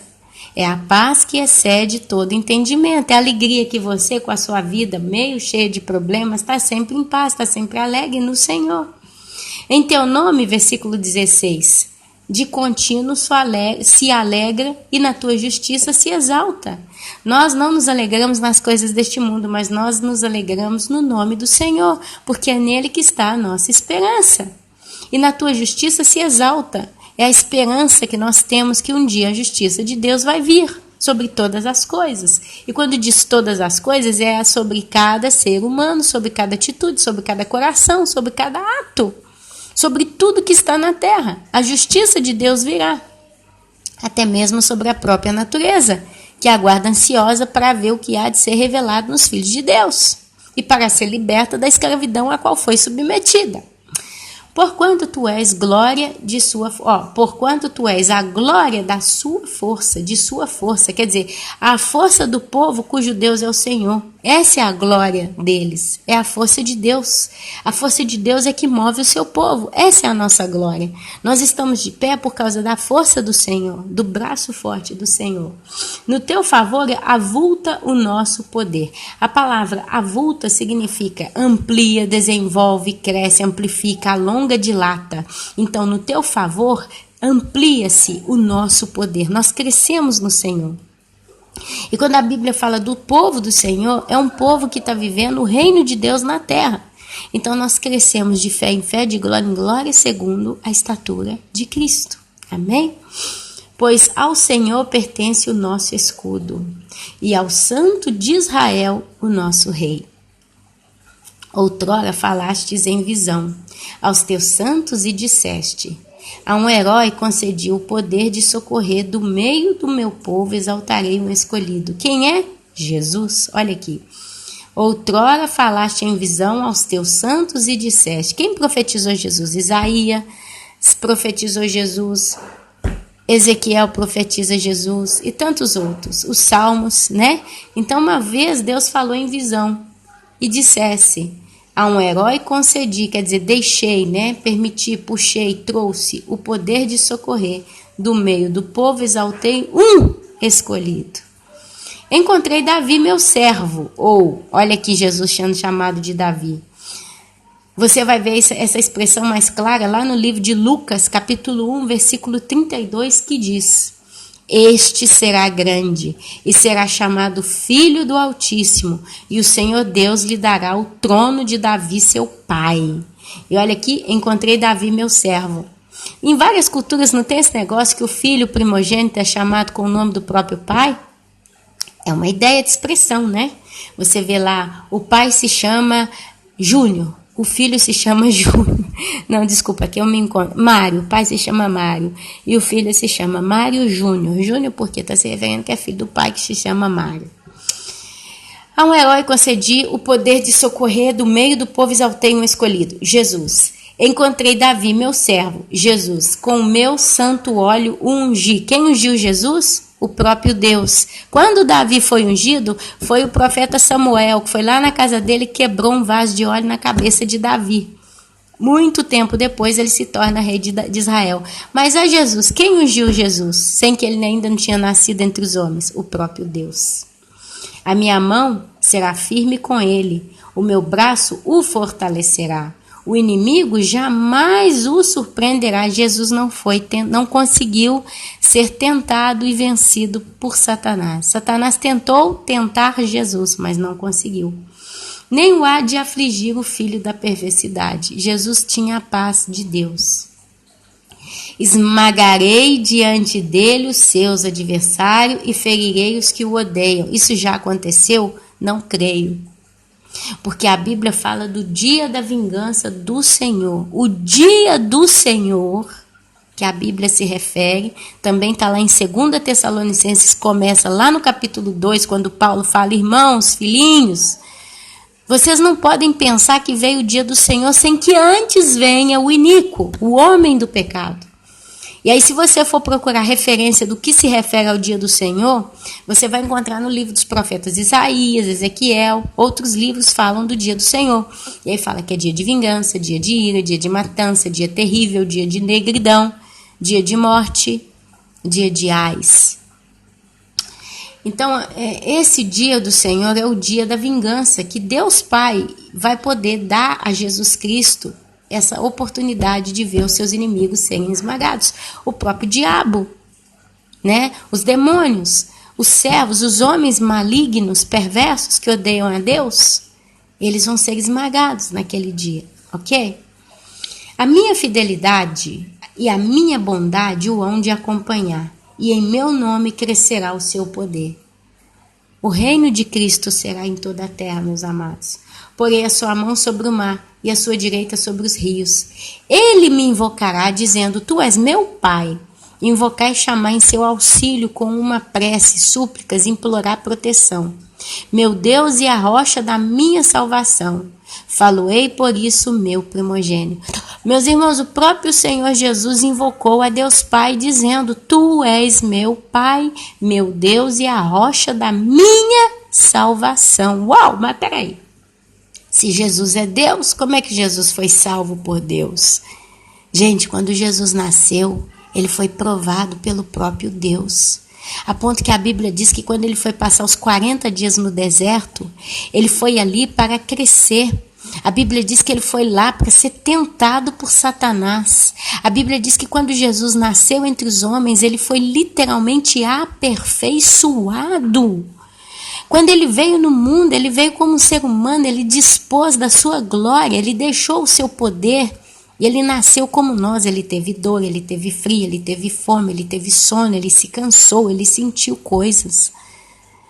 Mas em cima dessa debilidade, dessa fragilidade de ser um ser humano, ele ficou submisso à vontade de Deus e foi literalmente esmagado pelo próprio Deus na cruz. E a Bíblia diz que quando Deus o esmagou, teve prazer em fazê-lo.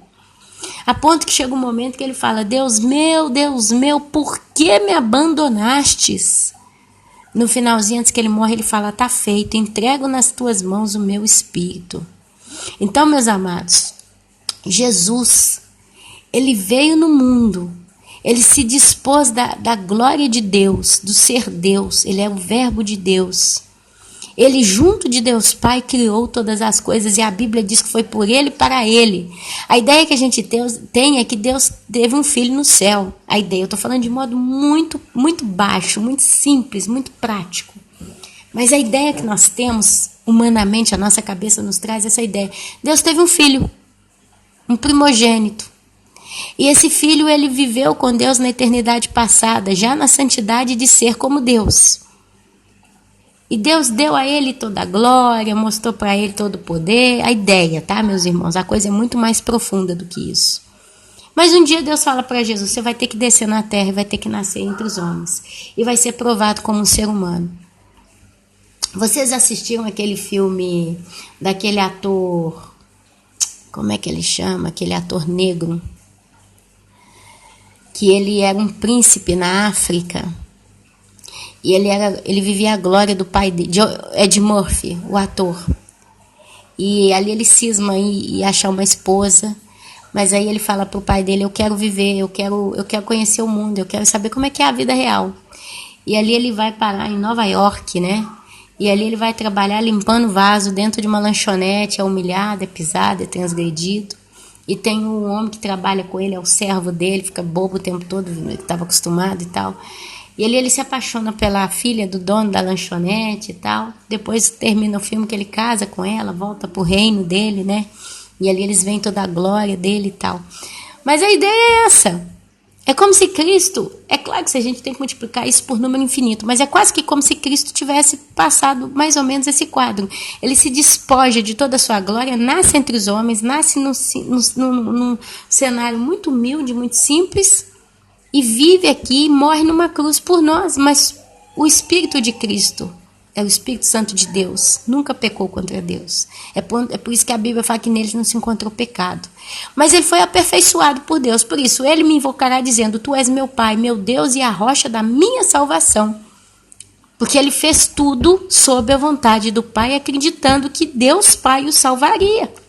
E de fato, quando ele morre na cruz, o Deus Pai, com o poder do Espírito Santo, ressuscita Jesus Cristo e o coloca sobre todo nome. Então, Deus é a cabeça de Cristo e Cristo cabeça da igreja. O mais elevado entre os reis da terra. Faloei por isso meu primogênito, o mais elevado entre os reis da terra. Conservar-lhe-ei para sempre a minha graça e firme com ele a minha aliança. Farei durar para sempre a sua descendência e o seu trono como os dias do céu. Foi nos dias eternos, antes dele nascer. Quando fala que ele vai fazer durar para sempre a sua descendência, é a salvação de todo aquele que creu no nome de Cristo. Quem crê em Cristo é salvo e não passa pela morte eterna, não vai parar no juízo do inferno, do lago de fogo e enxofre. Por isso nós seremos chamados à descendência de Cristo. É por isso que a Bíblia nos chama de filhos de Deus também. Nós nos enquadramos na chamada Sião futura, que é a cidade de Deus composta por todos os santos. Continua, versículo 30. Se os seus filhos o desprezarem, se os seus filhos desprezarem a minha lei, aqui é Deus falando, se os filhos de Deus, né, os homens, desprezarem a minha lei, e não andarem nos meus juízos, se violarem os meus preceitos e não guardarem os meus mandamentos, então punirei com vara as suas transgressões. É Deus punindo a traição dos homens. Sempre, desde o povo judeu até a igreja, até o final do tempo. Então punirei, e com açoites a sua iniquidade. Ok? É Deus com os homens, mas jamais retirarei dele, de Jesus, a minha bondade. Nem desmentirei a minha fidelidade. Porque aqui está se falando da aliança de Deus com o próprio Jesus Cristo. Não violarei a minha aliança, nem modificarei o que os meus lábios proferiram. Teve uma vez que Deus fala para Jesus, que ele deu para ele um povo. E aí Jesus responde, decretando, de maneira nenhuma lançarei fora aqueles que o Pai me deu. Amém, amados? Quer dizer, é a separação do trigo do joio, né? Desde sempre. Os homens podem até pecar contra Deus, é onde muitos vão para o juízo eterno. Mas de Cristo, Deus nunca vai tirar a aliança, é a aliança perpétua. É isso que ele está falando aqui. Uma vez jurei por minha santidade, e serei eu falso a Davi? Olha, Deus falando com Jesus. E serve depois para Davi, que foi a promessa, né? Deus diz, uma vez ele jurou pela sua própria santidade, e serei eu falso a Davi? Quer dizer, eu vou falhar com as promessas que eu dei? Já para Davi, meu servo, e Davi Jesus, filho de Davi? A sua posteridade durará para sempre, o seu trono como o sol perante mim. Ele será estabelecido para sempre como a lua, e fiel como a testemunha no espaço. Parece que a própria lua aqui foi estabelecida para sempre, né? Será perpétua. Olha aqui, ele será estabelecido para sempre como a lua. A Bíblia fala que céus e terra passarão. A Bíblia fala que os elementos se desfarão pelo calor. Mas a Bíblia não fala que Deus vai explodir tudo e criar tudo de novo. Mas ele diz que fará novos céus e nova terra. Quer dizer, Deus ele vai restaurar tudo que ele criou de modo que vai ser transformado em eterno. Nós, seres humanos, nós vamos subir para o céu. Mas a Bíblia diz que carne e sangue não podem herdar o reino dos céus. A Bíblia diz que o que é perecível não pode entrar no céu. Justo? Deus ele não vai pegar o nosso corpo de pecado e vai destruir ele, vai criar um corpo novo. Vai fazer a gente do zero. Mas a Bíblia usa a palavra transformação. Então eu, Ana Paula, estou muito convencida que assim como o ser humano que é salvo por Cristo vai ser arrebatado e o corpo dele vai ser transformado em corpo de glória, quer dizer, totalmente modificado, transformado. É como um peixe. Tem peixe que nasce de uma cor e morre com outra. Mano a mano que ele vai crescendo e vai ficando velho, ele se transforma. Isso acontece muito com certos peixes tropicais. Às vezes ele nasce azul, com linha branca. Tem um tal de peixe imperador que é assim. E ele termina, meus amados, com uma listra alaranjada, corpo marrom, preto. É toda uma outra coisa. E é lindo. É como o cisne, né? Ele nasce de um jeito, é transformado e fica de outro jeito. Mas os próprios pintinhos, você já viu o pintinho nasce amarelo, cresce e vira branco, transformado. Ok? Eu acredito que assim também a criação será transformada. Quando a Bíblia fala dos novos céus e nova terra, é uma transformação que toda a natureza, toda a criação de Deus vai sofrer naquele grande dia que ele fará novos céus e nova terra. Então eu acredito que a lua, que o sol, tudo vai ser transformado. Não, mas a Bíblia diz que a lua e o sol não vai mais existir, não vai precisar do sol para iluminar a terra. Não. A nova Jerusalém que vai descer do céu, está lá em Apocalipse capítulo 20, não vai precisar da luz do sol nem da lua. Porque a glória de Deus Pai, de Deus Filho, habitando na nova Jerusalém celestial, que desce depois que Deus julga os homens no grande trono branco, e ali vai mandar quem tem que ir para o lago de fogo, vai. O próprio inferno é retirado da terra e ali a gente vê o momento da transformação dos novos céus e nova terra, é que vai habitar no meio dos homens e a luz da glória deles vai iluminar toda a cidade santa, a nova Jerusalém, a cidade de Deus, a Sião futura. Mas fora dos muros dela ainda vai ter sol e lua, porque a própria Bíblia diz, como para sempre como a lua. São só curiosidades. E fiel como a testemunha no espaço. Tá? Agora olha só, ele entra no versículo 38 e ele começa a fazer algumas lamentações, algumas queixas. Aqui você vê o Espírito Santo usando a boca do homem que escreveu o Salmo 89 em profecia. Quer dizer, o Espírito Santo aqui, ele traz as palavras de Jesus nesses termos, a partir do 38 do Salmo 89. Ó. Tu, porém, o repudiastes e o rejeitastes. E te indignastes com o teu ungido, sempre Jesus. Aborreceste a aliança com o teu servo, profanaste-lhes a coroa, arrojando-a para a terra. Arrasaste os seus muros todos. Reduzistes a ruínas as tuas fortificações. Despojam-no todos os que passam pelo caminho, e os vizinhos o escarnecem. Exaltaste a destra dos teus adversários e deste regozijo a todos os seus inimigos. Também viraste o fio da espada e não sustentaste na batalha. Fizeste cessar o seu esplendor e deitaste por terra o seu trono. Abreviastes os dias da sua mocidade e o cobriste de ignomia, de desprezo. Meus irmãos, eu, Ana Paula, acredito que do versículo 38 em diante está falando da crucificação. Não foi isso que aconteceu com Cristo? Foi humilhado, transgredido, pisado. Quando fala dos muros dele que foram julgados em terra, está falando da estrutura humana de Cristo. O seu corpo físico foi completamente desolado.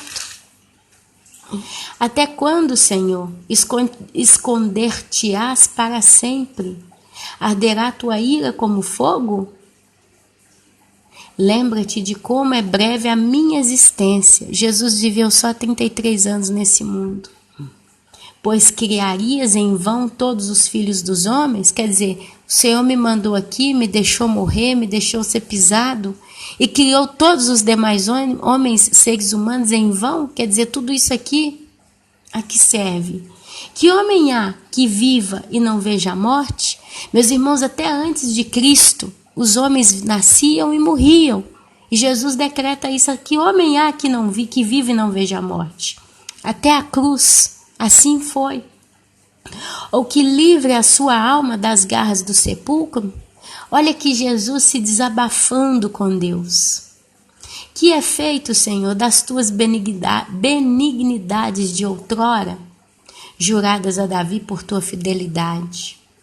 Lembra-te, Senhor, do desprezo dos teus servos, do opróbrio dos teus servos, e de como trago no peito a injúria de muitos povos, com que, Senhor, os teus inimigos têm vilipendiado, que foi alvo de humilhação, de ofensa, de injúria, que sofreu algum tipo de desprezo, foi ultrajado. Jesus foi vilipendiado, foi ultrajado, foi humilhado. Sim, vilipendiado os passos do teu ungido. Então o versículo 51 conclui fechando que aqui é Jesus desabafando com Deus o que aconteceu na cruz. Bendito seja o Senhor para sempre. Amém e amém. Então, meus amados, eu vou trazer para vocês aqui quando ele fala assim, ó, versículo 48, deixa eu pegar aqui certinho, versículo 48, que homem há que viva e não veja a morte? Se você falar em 1 João, capítulo 5, versículo 12, está escrito que tem o filho, quem tem o filho tem a vida. Quem não tem o filho de Deus não tem a vida.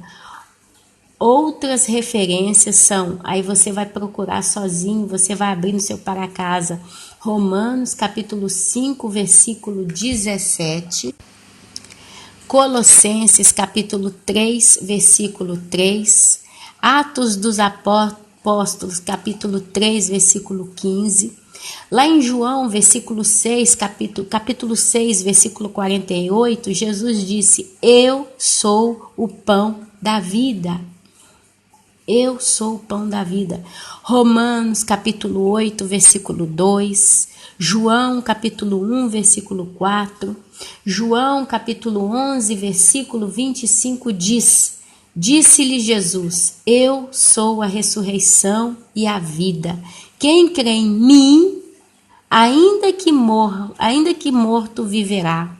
Então, meus amados, lembra-te de como é breve a minha existência, pois criarias em vão todos os filhos do homem. Que homem há que vive e não veja a morte? E aí vocês puxem todas essas referências que eu vos dei. Olha, deixa eu ver mais coisa aqui. Até a cruz não tinha esperança de vida. Quando a gente vai lá no versículo 49, está escrito o seguinte: que é feito, Senhor, das tuas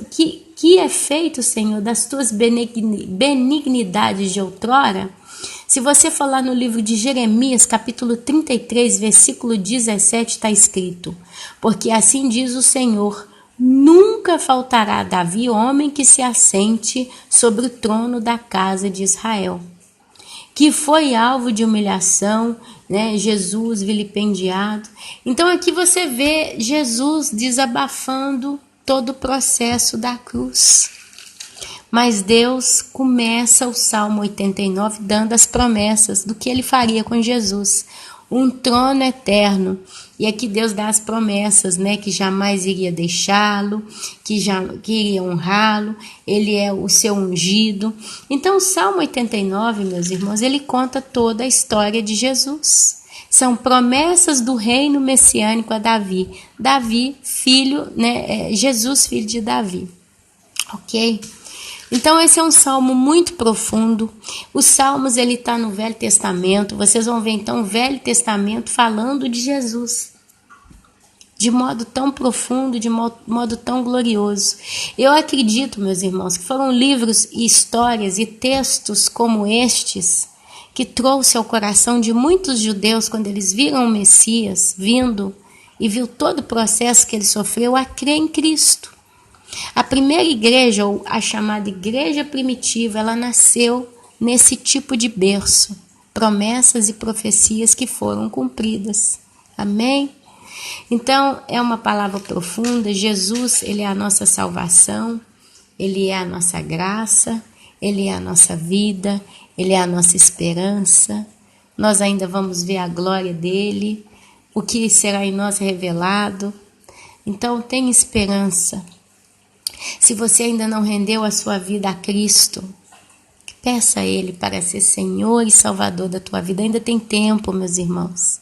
Nós ainda estamos em tempo de render a nossa vida a Cristo.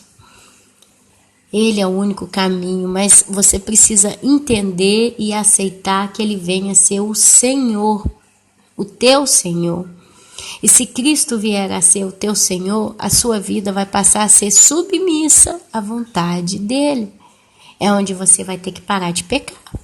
É onde você vai ter que abrir mão de si mesmo, dos seus gostos e vida, das suas concupiscências e vaidades. Você vai precisar aprender a seguir a vontade de Deus, a vontade do Pai. Você precisa aprender a viver para Cristo e a morrer para você mesmo. Nesse mundo a gente vai viver Olha, se você me perguntar, Ana, deixar Jesus ser teu Senhor é pesado, é difícil, é doloroso, é complicado? Eu posso responder para você que absolutamente não. Porque a gente vive a paz de Deus. Sabe, se eu, Ana Paula, não vivesse sob a vontade do meu Senhor, eu seria uma pessoa extremamente triste, depressa, revoltada, meus irmãos. Porque eu iria gestir a minha vida de modo completamente diferente.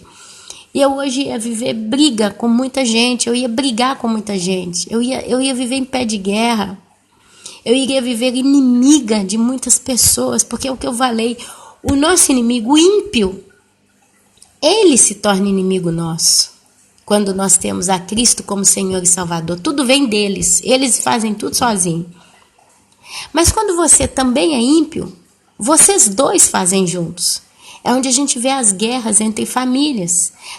Nós temos como vizinho... Nós temos como vizinho de casa aqui, tem uma família, são 3 apartamentos, um em cada andar. No primeiro andar mora o pai e a mãe. No segundo andar mora a filha, tem uma filha casada, tem 3 filhos. Uma menininha e 2 rapazes. E no terceiro andar tem um casal, que seria o filho desse moço, é um casal, e 2 meninas, pequenininhas ainda. A menina mais velha deve ter 9, 10 anos ainda, nada de muito.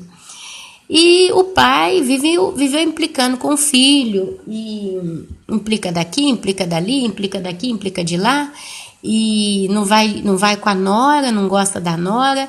E ali foi gerando durante os anos muita briga por besteira. Às vezes o filho deixava o carro na rua, na porta de casa. O pai queria estacionar o carro ali e brigou com o filho, dizendo que aqui é onde eu estaciono meu carro, não tem espaço para você. Mas já a filha é tratada com ouro, né? O genro é tratado como filho. Quer dizer, esse pai, ele pegou o genro casado com a filha como um filho e descartou o próprio filho. E assim, se a gente conversa com as 2 famílias, com as 3, né? Cada um tem sua revolta. Todo mundo é santo, todo mundo é vítima. A última vez que eu presenciei algo na rua, porque ele começou a brigar, pai e filho começou a bater boca no meio da rua. O filho vira e fala assim: o meu desejo do mais profundo do meu coração é que meu pai morra. Sabe, lançando esse tipo de praga no pai. O pai, sabe? E assim, eles não conversam. Eles têm que descer todas as mesmas escadas, passam um na porta da casa do outro.